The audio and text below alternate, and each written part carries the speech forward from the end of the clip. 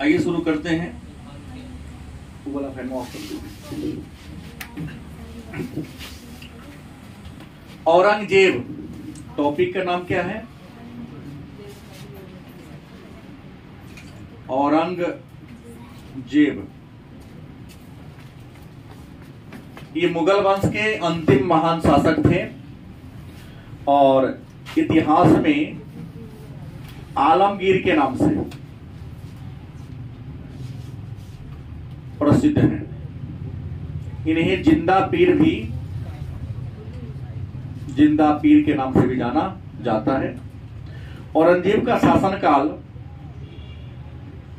1658 ईस्वी से 1707 ईस्वी के बीच था। इनके पिता शाहजहां,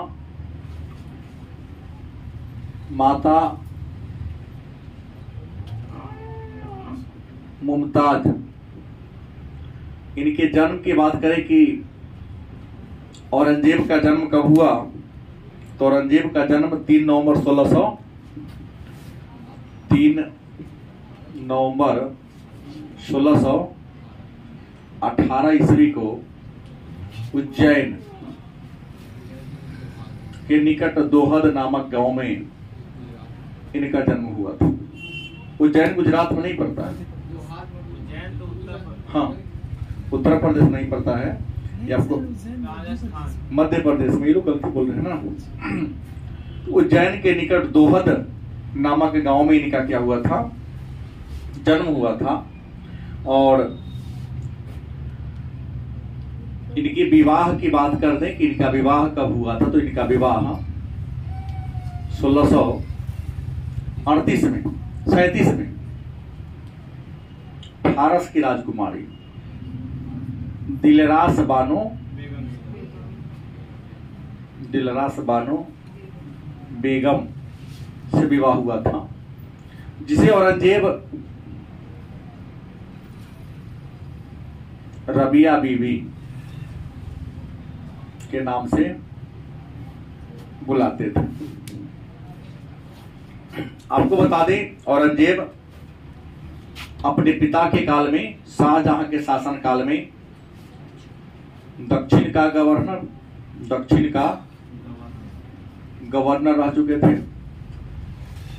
इसके अलावे गुजरात का भी गवर्नर के रूप में औरंगजेब ने क्या किया था, काम किया था। मुगल साम्राज्य का सीमा सबसे ज्यादा विस्तृत औरंगजेब के शासनकाल में हुई थी। ऐसे मुगल साम्राज्य को प्रांत में वर्गीकरण अकबर के काल में हुआ था। और शायद आपको पता होगा कि अकबर के काल में 15 प्रांत थे। शाहजहां के काल में प्रांतों की संख्या 17 हो गई और औरंगजेब के काल में प्रांतों की संख्या कितनी हो गई थी, 21 हो गई थी। औरंगजेब अपने पिता शाहजहां के शासनकाल में पहले दक्षिण भारत का गवर्नर के पद पर रहे और दक्षिण भारत की राजनीति के बारे में चूंकि प्रारंभ से ही गवर्नर रहे, इसलिए बहुत नॉलेज था। दारा सिकों के विरोध के कारण ही इनको दक्षिण भारत से हटाकर गुजरात लाया गया। लेकिन पुनः गुजरात में तो दक्षिण भारत की स्थिति क्या होती है, डबाडोल हो जाती है, चरमरा जाती है। तो पुनः इनको गुजरात के जगह पर दक्षिण भारत का, मतलब पहले दक्षिण भारत के गवर्नर रहे, बाद में गुजरात और पुनः दक्षिण भारत, मतलब राजा बनने के पहले ये दक्षिण भारत के गवर्नर थे। राज्याभिषेक की बात करें, राज्याभिषेक की अगर हम बात करें तो औरंगजेब का राज्याभिषेक 2 बार हुआ। पहली बार आगरा में कराया था इन्होंने अपना राज्याभिषेक और दूसरी बार दिल्ली में कराया था। गलत सही? औरंगजेब का राज्याभिषेक 2 बार हुआ था। पहली बार आगरा में 31 जुलाई 1658 को, 31 जुलाई 1658 ईस्वी को आगरा में इन्होंने अपना राज्याभिषेक कराया अपने पिता शाहजहां को कारागार में डालने के बाद। और दूसरा राज्याभिषेक 15 मई 1659 को तख्त ए ताउस पर शाहजहां के द्वारा निर्मित जो तख्त ए ताउस था, जिसको हम मयूर सिंहासन कहते हैं, मयूर सिंहासन पर इनका राज्याभिषेक हुआ था। और आपको बता दें कि दूसरी बार जो राज्याभिषेक कराए बड़ी ठाट बाट से कराए, 59 उत्तराधिकार के लड़ाई में अपने जो 3 भाई थे, उत्तराधिकार के लड़ाई में अपने तीनों भाई को पराजित करने के बाद इन्होंने दूसरी बार राज्याभिषेक कराया। आपको बता दें इनकी उपाधि, कौन सा उपाधि धारण करके इन्होंने राज्याभिषेक कराया, तो औरंगजेब अबुल मुजफ्फर मुहिउद्दीन, अबुल मुजफ्फर मुहिउद्दीन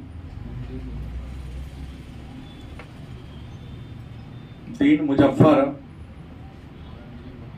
अबुल मुजफ्फर औरंगजेब आलमगीर, औरंगजेब बहादुर आलमगीर, इन उपाधि के साथ इन्होंने 15 मई 1659 को दिल्ली के लाल किला में स्थित दीवाने आम में मयूर सिंहासन पर इन्होंने अपना क्या कराया था, राज्याभिषेक कराया था। औरंगजेब जब सत्ता को प्राप्त किए तो सत्ता प्राप्त करने के बाद इनके शासनकाल में कई को विद्रोह हुआ था। औरंगजेब के शासनकाल में कई विद्रोह हुए, जैसे पहला विद्रोह असम में हुआ था। क्या हुआ था? पहला विद्रोह असम, जिसको वर्तमान में असोम कहते हैं, और यह विद्रोह अहोम जनजाति का हुआ था। किसका? पूछ रहा हूं। अहोम जनजाति का विद्रोह हुआ था। और इस विद्रोह का नेता कौन था? मीर जुमला। मीर जुमला इसने विद्रोह किया था। तो औरंगजेब सत्ता प्राप्त करने के बाद अपना पहला सैन्य अभियान किसके विरुद्ध किया था? असम के विरुद्ध किया था। असम में अहोम जनजाति का नेता मीर जुमला ने विद्रोह कर दिया था, और विद्रोह का मूल कारण था सूबेदारी का हेरफेर।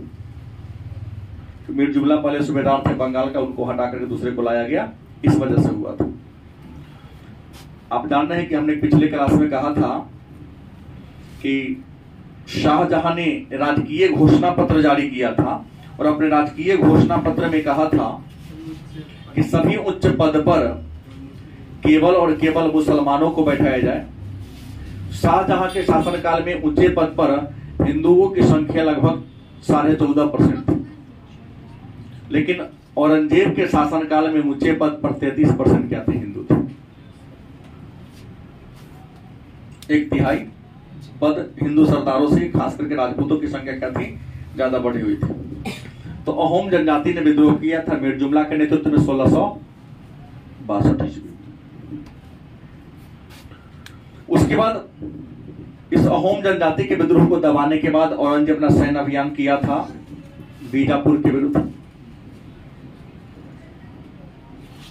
बीजापुर और अहमदनगर नाम आपने सुना होगा। बीजापुर, अहमदनगर शाहजहां के काल में मुगल साम्राज्य में आ गया था, लेकिन साम्राज्य की स्थिति थोड़ी सी क्या थी? डावाडोल थी। साम्राज्य की स्थिति थोड़ी सी क्या थी? डावाडोल थी। इस डावाडोल के कारण मुगल क्षेत्र से थोड़ा समझा दीजिए, निकल चुका था।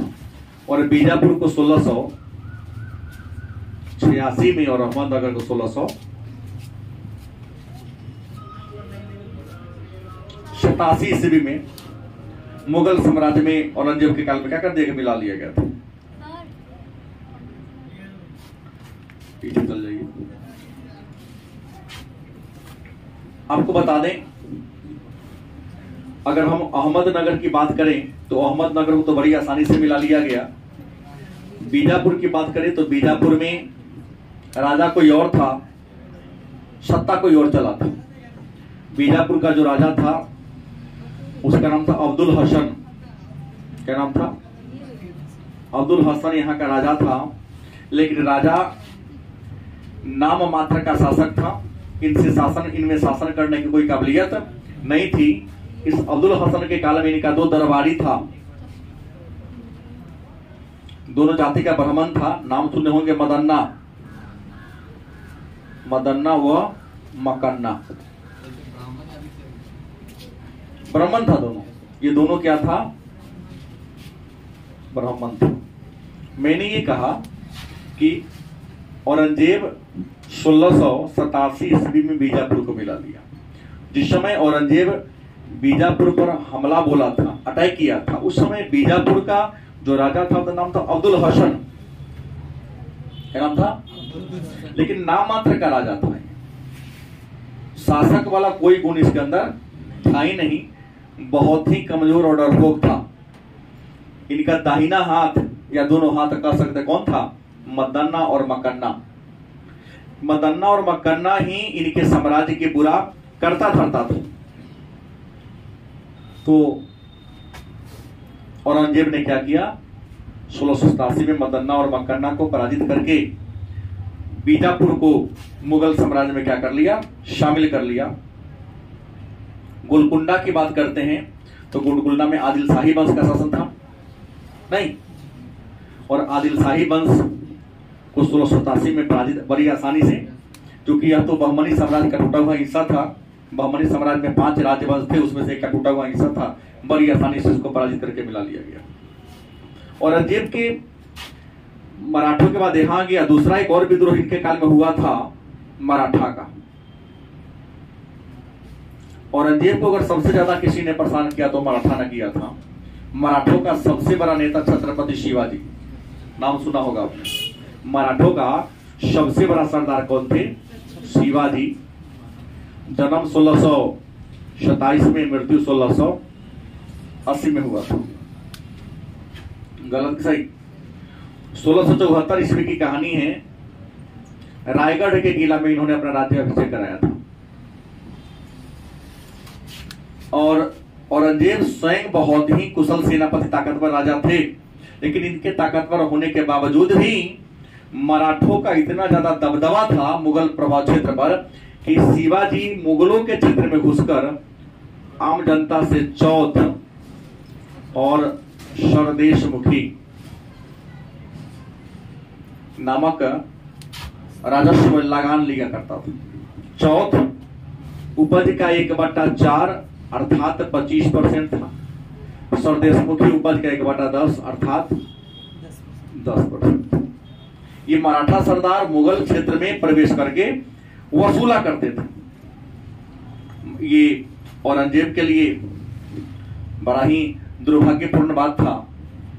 तो औरंगजेब ने मराठों को दबाने के लिए योजना बनाई थी कि किसी तरह से मराठों को क्या कर देना है? दबा देना है। तो कहा जाता है कि शिवाजी जो मराठों के सबसे बड़ा क्या थे? नेता थे। शिवाजी को दबाने के लिए औरंगजेब ने जय सिंह को भेजा था। किसे भेजा था? जय सिंह को। जय सिंह से शिवाजी तो हारे नहीं, बात समझ गए। लेकिन जय सिंह और शिवाजी के बीच कहानी 1665 की है। एक संधि हो गई थी, याद होगा। जय सिंह को किसने भेजा था? औरंगजेब ने भेजा था कि शिवाजी को किसी तरह से मना लेना है या युद्ध में हरा देना है। लेकिन युद्ध में शिवाजी को हराना जैसे कि बस की बात नहीं थी, तो हरा तो नहीं सके, लेकिन दोनों आपस में क्या कर लिया? संधि मित्रता कर ली, और संधि का नाम था पुरंदर की संधि। पुरंदर की संधि शिवाजी और जय सिंह के बीच हुआ था कि जय सिंह औरंगजेब का नेतृत्व कर रहे थे। तो कह सकते औरंगजेब और शिवाजी भी कह सकते अगर जय सिंह अवसर में ना रहे तो। संधि के बाद शिवाजी को आगरा बुलाया गया था। जब शिवाजी देखा कि तो मित्रता हो गई तो जाने में क्या परेशानी है, औरंगजेब से क्या हो गए? मिलने आए। तो औरंगजेब ने शिवाजी को क्या कर दिया था? कैद कर दिया था, और कैद करके कहाँ रख लिया था? जयपुर भवन में। जयपुर भवन में क्या कर लिया था? कैद कर दिया था। हाँ, लेकिन कैद करने से पहले मैंने उनको सम्मान दिया था। शिवाजी को औरंगजेब ने एक उपाधि दिया था, राजा। सीधे राजा को उपाधि दिया था। शिवाजी को राजा की उपाधि औरंगजेब ने ही दिया था, लेकिन इसको कैद करके जयपुर भवन में जेल में क्या कर दिया? रख दिया। लेकिन हालांकि शिवाजी ने कहा था कि हमें कैद पर कर पाना किसी के बस की बात नहीं है। हवा पानी को कोई रोक सकता है क्या? बस की बात नहीं। कहा जाता है कि फूल के डलिया में, कहा? हाँ, फूल के डलिया में छुपकर शिवाजी निकल गए। पहले के राजा महाराजा के दरबार में तो हर दिन फूल सजते थे ना, सब दुकानदार लोग सजाते हैं, तो बड़ा बड़ा फूल का टोकरी जो होता है आया, वो फूल के जो माली थे उसी से सेटिंग कर लिया। कौन? शिवाजी। फूल के डलिया में यह शिवाजी बैठ गया, ऊपर से फूल। हर दिन आने जाने की परंपरा थी, किसी दरबारी ने रोकने का प्रयास नहीं किया, तो माली है फूल लेके आ जा रहा है, निकल गया। कौन? शिवाजी। इसके बारे में पहले मैं कह दिया हूं कि शिवाजी का जन्म 1627 में, मृत्यु 1680 में, और 1674 ईस्वी में इन्होंने अपना राज्याभिषेक रायगढ़ के किला में कराया था। और इन्होंने राज्याभिषेक के अवसर पर छत्रपति, छत्र माने तलवार, पति माने मालिक नहीं, इनके लड़ने की जो ये गुरिल्ला युद्ध करते थे, गुरिल्ला और छापामार युद्ध में पारंगत हासिल किए थे। इस गुरिल्ला और छापामार युद्ध के कारण ही ये मुगलों को परेशान कर दिया था।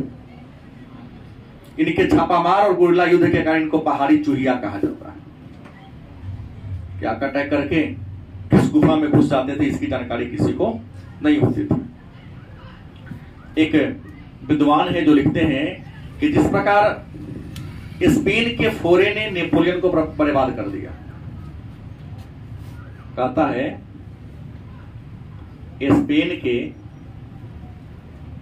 फोरे ने किसको? नेपोलियन को क्या कर दिया था? नाश कर दिया। वैसे ही दक्षिण का फोरा, कौन? दक्षिण का फोरा किसे? औरंगजेब को नाश कर दिया। और यह कथन कहने वाला जो विद्वान है, विद्वान भी है, शासक भी है, नेपोलियन नहीं कहा था। कि नेपोलियन भी बार बार स्पेन को अपने कब्जे में करने का प्रयास किया, उसको कब्जा करते करते अपने स्वयं बर्बाद हो गया। कब्जा होता था, निकल जाता। तो ऐसे ही दक्षिण भारत के राजनीति के बारे में औरंगजेब को खूब पता था, क्योंकि अपने पिता के शासनकाल में लगभग 20 वर्षों से ज्यादा दक्षिण भारत में गवर्नर के पद पर 2-2 बार रहे।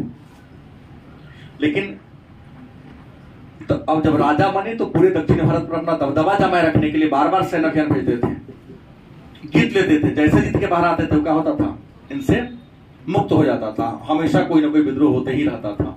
इसलिए कह दिया कि जैसे स्पेन के फोरे ने नेपोलियन को नाश कर दिया, वैसे दक्षिण के फोरे ने किसे कर दिया? औरंगजेब को नाश कर दिया। तो मराठों का विद्रोह हुआ था, और मराठों का नेता कौन था? शिवाजी। ठीक हुआ। मराठों का नेता कौन था? हालांकि विद्रोह को दमन तो नहीं किया, संधि के द्वारा समझौता हुआ। अपने आप शिवाजी मर गए, विद्रोह क्या हो गया? दमन हो जाता है, क्योंकि 1707 तक कहते हैं, 1680 में ही मर जाते हैं।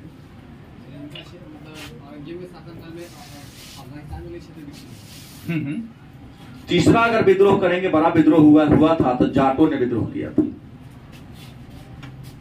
जाट सिख होता, सिख जनजाति का, सिख संप्रदाय का जो रहा एक जाति है, जाटों का विद्रोह हुआ था। और जाटों का जो विद्रोह हुआ था उसका नेता था गोकला या गोकुला। 1669 ईस्वी में पहली बार किया था। कहा जाता है कि औरंगजेब ने बड़े ही क्रूरतापूर्ण तरीके से जाटों के नेता गोकला को क्या कर दिया? हाँ, मरवा दिया।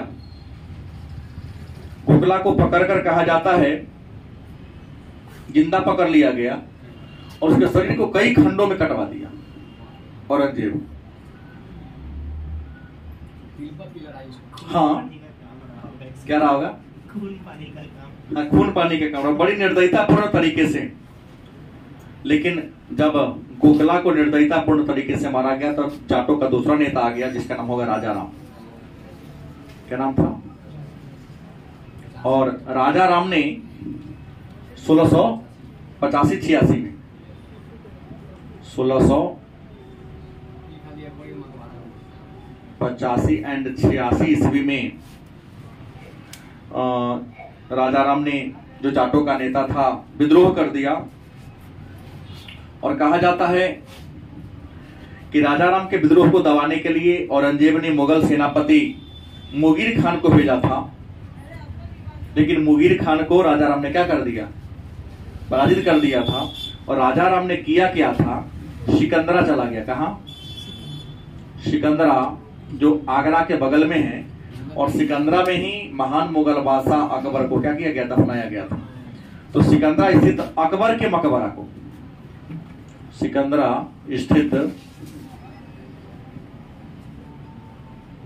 अकबर के मकबरा को क्या कर लिया था? लूट लिया था। राजा महाराजा तो मकबरा मतलब भवन जैसा था, कुछ न कुछ तो रहा ही होगा, और मकबरे को लूट लिया और अकबर की हड्डी वहां से निकाल लिया खन के, और हड्डी को क्या कर जला दिया था। बदमाश था ये भी।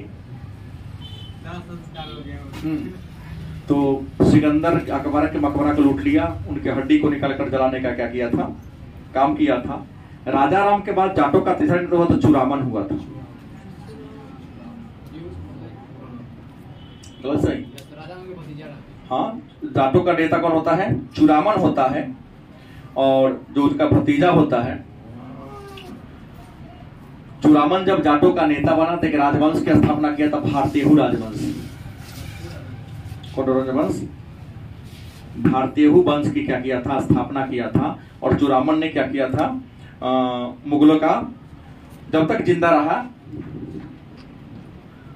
जाटों का नेतृत्व करता रहा और अंग्रेजों का विरोध करता रहा, लेकिन इनके मरने के बाद ही जाटों का विद्रोह क्या होता है? नष्ट हो जाता है, खत्म हो जाता है। इसके अलावा चौथा विद्रोह औरंगजेब के काल में सिखों का हुआ था। किसका हुआ था? सिखों का। सिख एक नया धर्म है। इस धर्म का प्रादुर्भाव 15वीं सदी में हुआ था। सिख धर्म के संस्थापक आपको पता होगा गुरु नानक ने किया था। उनका जन्म ही हुआ था 1469 ईस्वी में, इसलिए हमने कह दिया 15वीं सदी में। और इस्लाम धर्म के समान सिख भी निरंकारी ब्रह्म में विश्वास करते थे, लेकिन सिख धर्म में कुल 10 गुरु हुए हैं। पहले गुरु नानक, उसके बाद गुरु अंगद, उसके बाद तीसरा कौन थे?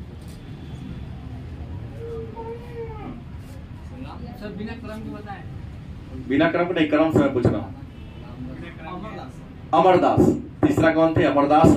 चौथा रामदास। पांचवा अर्जुन देव। छठा हरगोविंद। सातवां हरराय। आठवां हरकिशन। नौवां तेग बहादुर। 10वां गुरु गोविंद सिंह। तो सिख धर्म की स्थापना गुरु नानक ने किया था। उनका जन्म 1469 ईस्वी को वर्तमान पाकिस्तान के पंजाब राज्य के क्या रावी नदी के किनारे तलवंडी नामा गांव में हुआ था। क्योंकि तलवंडी में जन्मे इसलिए उनको नानकाना साहब भी, क्योंकि नानक है धर्म के स्थापना, नानकाना साहब भी रख दिया गया उसका नाम। कार्तिक पूर्णिमा को इनका जन्म हुआ था, सही है ना। और इन्होंने ही सिख धर्म की स्थापना की। इनके विचार को हम गुरुवाणी के नाम से जानते हैं। और इनके मरने के बाद सिख धर्म के 5वें गुरु अर्जुन देव ने इनके विचारों को गुरु ग्रंथ साहब या आदि ग्रंथ साहब नामक किताब में लिखवा दिया था। दूसरे गुरु थे अंगद, लहना के नाम से उनको जाना जाता है। और मैं आपको बता दूं कि अंगद ने एक सिखों की लिपि का विकास किया था, नाम था गुरुमुख लिपि। नहीं, और चौथे गुरु रामदास थे, जिसको अकबर ने 500 बीघा जमीन दिया था। हालांकि अकबर ने उनको पुत्र रामदास ने उनकी पुत्री को दिया था, 500 बीघा जमीन। उस 500 बीघा जमीन में ही रामदास ने एक तालाब खुदवा दिया था। उस तालाब का नाम था अमृतसर। उसी अमृतसर तालाब के नाम पर अमृतसर जिला का नामकरण किया गया। उसी अमृतसर तालाब में सिखों के 5वें गुरु कौन? अर्जुन देव ने स्वर्ण मंदिर की नींव रखी थी। सही बात है। उसके बाद चौथे गुरु रामदास के बाद गुरु की पद क्या हो गई थी? खानदानी हो गई थी, वंशानुगत हो गया था। चौथे 5वें गुरु को जहांगीर ने फांसी दे दिया। फांसी देने के पीछे रीजन था कि जहांगीर के विद्रोही बेटा खुसरो खान को जहांगीर ने आशीर्वाद दे दिया था। सॉरी, औरंगजेब ने, अर्जुन देव ने आशीर्वाद दे दिया इसी जुर्म में, देशद्रोह राजद्रोह के जुर्म में फांसी दे दिया गया। जब फांसी दी गई तब से सिख और मराठों का, सिख और मुगलों का परंपरा शुरू हुआ। विद्रोह किया था अर्जुन देव का बेटा। हाँ, बहुत गाली देता होगा मुसलमान को, मुगल को देता है। हाँ हाँ, तो सीधा प्रश्न है कि छठे गुरु को भी ग्वालियर के किला में कैद कर दिया था। किसने? अर्जुन हरगोविंद को कर दिया था, जहांगीर ने नहीं। तो 5वें गुरु से ही सिखों की बनती नहीं थी। जब औरंगजेब राजा बने तो 9वां गुरु थे तेग बहादुर। उन्होंने कहा था कि तुम धर्म बदल लो। बहुत सारा प्रयास किया धर्म बदलने का, लेकिन अंततः क्या कहते हैं इसको, तेग बहादुर को इन्होंने कहा कि धर देंगे लेकिन धर्म, तो उनको धर्म स्वीकार ना करने के कारण हाँ, अर्जुन देव औरंगजेब ने 9वें गुरु तेग बहादुर को क्या कर दिल्ली में फांसी दिलवा दिया था। और उसके बाद गुरु गोविंद सिंह बने। तो गुरु गोविंद सिंह जब राजा बने तो यहाँ भी थोड़ा सा मुद्दा चल ही रहा था। सिखों को लड़ाकू बना दिया, मांस मछली सब खाने को दिया। महिला सिख की उपाधि, महिला कौर की उपाधि धारण करेगी, पुरुष सिख, पुरुष सिंह, महिला कौर। और पंचककार धारण करने को कह दिया। पंचककार मैंने केस, कंघा, कड़ा, कृपान और कच्छा। और पाहुल प्रथा की शुरुआत कर दिया था किसने? अर्जुन देव ने। और एक पंथ बनाया था खालसा पंथ, खालसा सेना बना दिया था। लेकिन गुरु अभी भी है। गुरु गोविंद सिंह के 2 बेटा को औरंगजेब का बेटा बहादुर शाह या मुअज्जम ने दीवाल में चिनवा दिया था। अर्जुन देव का गुरु गोविंद सिंह के मर जाने के बाद सिख धर्म में 11वां गुरु नहीं हुआ। तो हुआ कि गुरु ग्रंथ साहब को ही गुरु माना जाएगा और गुरुद्वारा में उन्हीं की उस पुस्तक की रह के ही क्या होगी? पूजा होगी। और तो गुरु गोविंद सिंह के बाद सिखों का नेता बने थे कौन? जिनको मांस चिमटा से, गरम चिमटा से खिंचवा के मार दिया गया। बोलिए। फर्रुखसियार ने चिमटा से उनका मांस खिंचवा के मरवा दिया था। तो मुगलों की और सिखों का विचार कभी मिलता जुलता नहीं था। तो सिख और मुगलों का हमेशा संघर्ष चलता रहता था। लेकिन संघर्ष में सिख कमजोर पड़ गए, क्योंकि जो भी थे धार्मिक प्रकृति के थे और यहाँ तो उग्र और लड़ाकू प्रकृति के थे। छोटी गलती को माफ करने की परंपरा थी, यहाँ छोटी गलती को भी फांसी देने की परंपरा थी। तो सिखों का विद्रोह भी क्या होता है? शांत हो जाता है। इसके अलावा एक और विद्रोह हुआ था औरंगजेब के काल में, सतनामी का। सतनामी का विद्रोह 1672 में हुआ था। कहोगे सतनामी कौन है? तो सतनामी मुख्य रूप से हिंदू भक्त थे। क्या थे? हिंदू भक्त थे। और औरंगजेब के शासन काल में अनेक सारे सतनामियों की हत्या कर दी गई, क्योंकि इन्होंने तो मुहिम चला दिया था। 2-4 को इन्होंने घोषणा जारी कर दिया था। जैसे अगर हम 1669 की बात कर ले तो क्या घोषणा कर दिया कि जजिया कर को पुनः लगाने की घोषणा कर दिया। और पुनः इन्होंने तीर्थ यात्रा कर जजिया कर को लगा दिया और पुनः तीर्थ यात्रा कर को क्या कर दिया? शुरू करवा दिया। और 1699 ईस्वी की कहानी है। इन्होंने घोषणा करते जितने ही बड़े बड़े मंदिर हैं तोड़ दिया जाए। कौन दिए थे? लेकिन लागू यहां से होता है 1699 से। वहां 2-3 मंदिर के तोड़ने की बात हुई थी 65 में। केशव मंदिर को और काशी विश्वनाथ मंदिर के बारे में घोषणा किया था, लेकिन वहां मस्जिद बनने की बात हुई थी और मंदिर भी तोड़ने की बात हुई, एक आध जगह विस्तार करने के लिए। तो यहाँ से सब विद्रोह, सतनामी हिंदू भक्त था, विद्रोही हो गया कि हमारे धर्म के विरुद्ध काम कर रहे हैं। लेकिन यहाँ भी बड़ी निर्दयता पूर्ण तरीके से क्या कर दिया था, दमन कर दिया था। उसका रीजन क्या था तोड़ने का? ये करना, कमजोर कर देना। क्योंकि औरंगजेब कट्टर सुन्नी मुसलमान थे, इन्होंने कुरान के अनुसार शासन करना शुरू किया। एक लाइन, कुरान में जो बातें थी वही बात किया इसने कि अल्लाह के अलावा अन्य किसी की इबादत नहीं करना है। लेकिन हमारे सामने बजेगा कैसे वो? इसके अलावा राजा बनने के बाद इन्होंने भांग की खेती पर रोक लगा दिया, पूछा गया प्रश्न है। दरबारी नाच गान पर रोक लगा दिया, इतिहास लिखने की परंपरा पर रोक लगा दिया, तुलादान परंपरा पर रोक लगा दिया, दरबार में जो शान शौकत वाली थी वो बात को सबको रोक लगा दिया, मदिरापान पर रोक लगा दिया। मतलब जितना भी सिक्का पर कलमा खुदवाना बंद कर दिया, क्योंकि उनका मानना था ऐसा कि सिक्का पर कलमा खुदाएगा तो कैसन आदमी के हाथ में जाएगा सिक्का, को जानता है, तो गंदे लोगों के हाथ में जाएगा तो सिक्का कलमा की क्या होगी, तौहीनी होगी। तो सिक्का पर कलमा खुदवाना, तुलादान की परंपरा, इतिहास लिखने की प्रथा, दरबारी नाच गान, भांग की खेती, सब पर क्या कर दिया था, रोक लगा दिया था। लेकिन एक बात है, नाच गान पर लोग लगाया, लेकिन औरंगजेब के बारे में कहा जाता है यह कुशल बीना वादक थे, बीना बजाने में पारंगत। और दूसरी बात, इनके शासनकाल में जितने भी इतिहासकार थे सबको भगा दिए, चित्रकार थे सबको भगा दिए। तो ही चित्रकार सब आ गया पटना में, आके रह गया, मोगलपुरा नामक के शहर बसा दिया और एक नया चित्रकला की शैली बना दिया जिसका नाम है पटना कलम शैली। बीपीएससी में हमेशा 1-2 वर्ष में पूछ नहीं जाता कि पटना कलम शैली क्या है। तो औरंगजेब के द्वारा सताया गया, भगाया गया, बेरोजगारी होगा तो कहाँ जाएगा, ये पटना में आके बस गया। जो स्थानीय लोकल राजा महाराजा थे उनके चित्र को देखा, उन्हें बहुत पसंद आया, तो बनवाना शुरू कर दिया, जीविका चलना शुरू हो गया। तो उसको पटना कलम शैली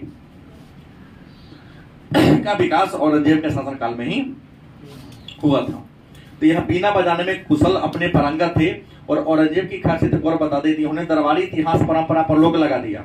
लेकिन औरंगजेब का इतिहास लिखा किसने, काजिम सिराजी ने। काजिम सिराजी नामक एक इतिहासकार ने लिखा, किसके नाम से था, आलमगीर नामा के नाम से। आलमगीर नामा के नाम से इन्होंने क्या किया था, इतिहास लिखा था। औरंगजेब की पत्नी का नाम जान ही रहे हैं, रबिया बीबी। इनकी मृत्यु दक्षिण भारत में हो गई। तो अपने बीबी की याद में कहा, महाराष्ट्र के औरंगाबाद शहर में एक मकबरा बनवाया था। उस मकबरा का नाम क्या है, बीबी का मकबरा। और बीबी का मकबरा हूबहू देखने में ताजमहल के जैसा है, मैंने दादी के मकबरा के जैसा बनवा दिया, हूबहू अपनी पत्नी का मकबरा। दादी ना होगी। तो औरंगजेब की पत्नी रबिया बीबी थी। जब यह मर गई तो औरंगजेब ने खुद महाराष्ट्र के औरंगाबाद शहर में बड़ा ही खूबसूरत मकबरा बनवा दिया। उस मकबरा का नाम क्या है, बीबी का मकबरा। और बीबी का मकबरा हूबहू देखने में ताजमहल के जैसा है, इसलिए बीबी के मकबरा को दक्षिण का ताजमहल का। बात समझ गए। अगर आगे चर्चा करें कि और औरंगजेब ने क्या किया, तो 1707 ईस्वी में, कब 1707 ईस्वी में कहा मर गए, दक्षिण भारत में ही मरे। लेकिन कौन जगह पर, दौलताबाद। 1707 ईस्वी में दौलताबाद में औरंगजेब की क्या होती है, मृत्यु हो जाती है। और जब दौलताबाद में मरे तो औरंगजेब ने मरने से पहले कहा था कि अल्लाह हमें जन्नत दे या दोजख, हमें इसकी परवाह नहीं है, क्योंकि हमने तो वही किया जो हमको कुरान में लिखा हुआ मिला। लेकिन औरंगजेब के बर्बादी का नाश होने का सबसे बड़ा रीजन क्या था, इसके राज्य का बड़ा हो जाना, इनका धर्मांध होना।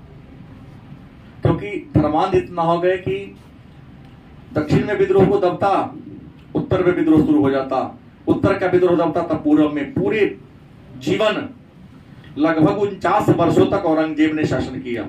लेकिन अस्थायी रूप से विश्राम कभी नहीं किया, भाग दौड़ में ही जीवन बीत गया।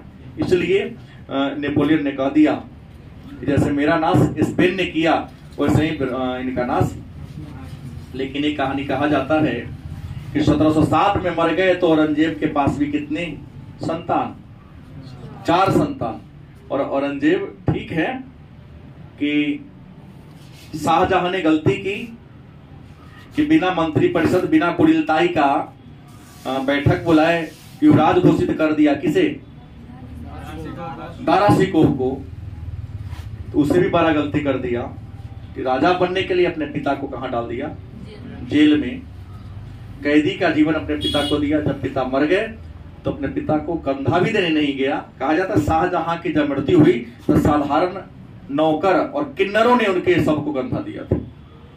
तो औरंगजेब की जब मृत्यु होती है 1707 में, तो इनको भी 4 बेटा, चारों बेटा सत्ता प्राप्त करने के लिए आपस में क्या करने लगा? लड़ने झगड़ने लगा। और 30 दिन तक घर में ही औरंगजेब का शव पड़ा रह गया। 30 दिनों के बाद इनके शव को इनके पुत्रों ने ही दफनाया। अकबर को था। 30 दिन के बाद, किस राजा के मृत्यु के 30 दिन के बाद दफनाया गया? ये आता है औरंगजेब।